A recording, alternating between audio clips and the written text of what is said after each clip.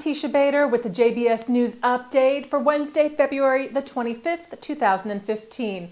The controversy over Israeli Prime Minister Benjamin Netanyahu's address to a joint session of Congress next week continues.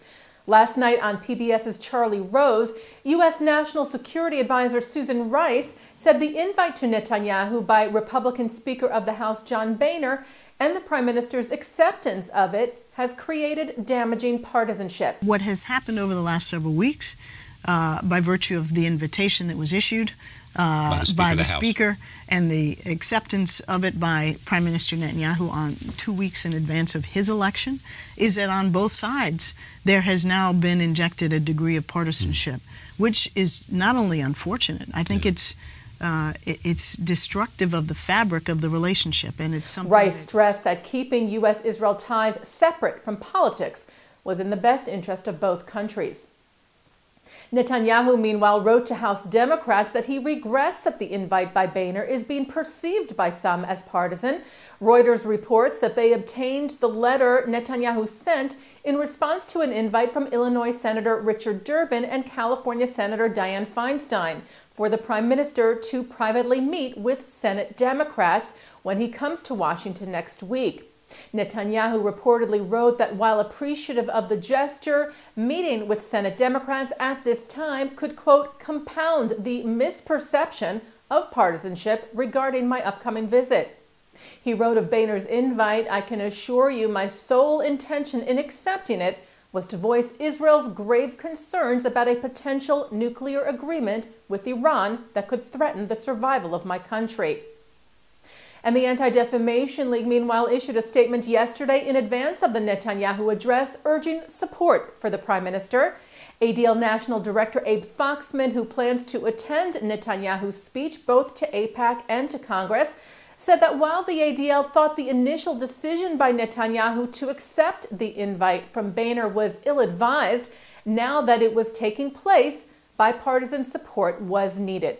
Foxman said this is a time for members to transcend the political controversy and come together to underscore the broad support for Israel's security and understanding of its unique concerns about the threat of a nuclear Iran. A number of Democrats have said they will absent themselves from the Prime Minister's address, most recently Jewish Democratic Congressman Steve Cohen of Tennessee, who released a statement yesterday saying that he was in a difficult position being a Jewish American and a supporter of the State of Israel, but that the speech was, quote, political theater by Prime Minister Netanyahu, and that Boehner's invite was a, quote, political tool wielded against our president and his administration.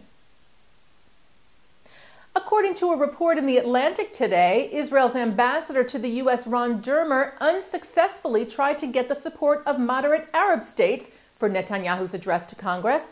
The Atlantic's Jeffrey Goldberg wrote in the magazine that Israeli sources told him that Dermer emailed at least 2 Arab ambassadors from Kuwait and the United Arab Emirates, asking them to attend the address, telling the ambassadors that their countries and Israel have a common interest in preventing a nuclear deal with Iran. Israeli magazine At, the feminine form of you in Hebrew, has come out with a double cover issue this week featuring makeovers to the potential first ladies of Israel, the wife of Benjamin Netanyahu, Sarah, and the wife of Isaac Herzog, Michal. There's some controversy around the covers regarding the editor's airbrushing of both women, as they do with their cover models, in order to look perfect. Also, there was concern that the covers were coming out soon after recent revelations about Mrs. Netanyahu's spending and too close to Israel's elections on March the 17th.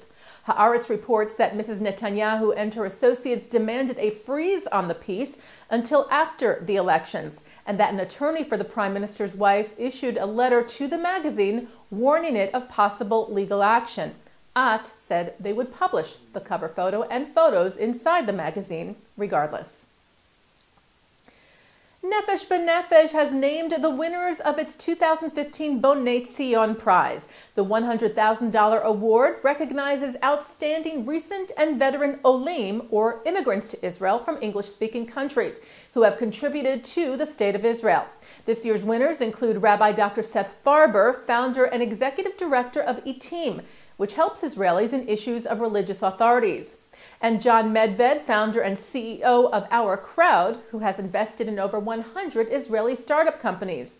Also, IDF Staff Sergeant Asaf Stein, who put his academic career in biomedical engineering on hold in order to become a lone soldier serving in the Golani Brigade. And turning now to our programming for tonight, at 8 o'clock, our coverage of the American Jewish Committee's recent Evening of Solidarity with Denmark.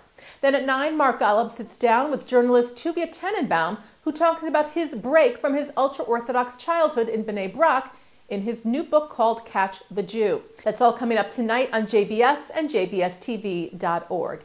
And that's the JBS News Update for Wednesday, February the 25th, 2015. I'm Teisha Bader.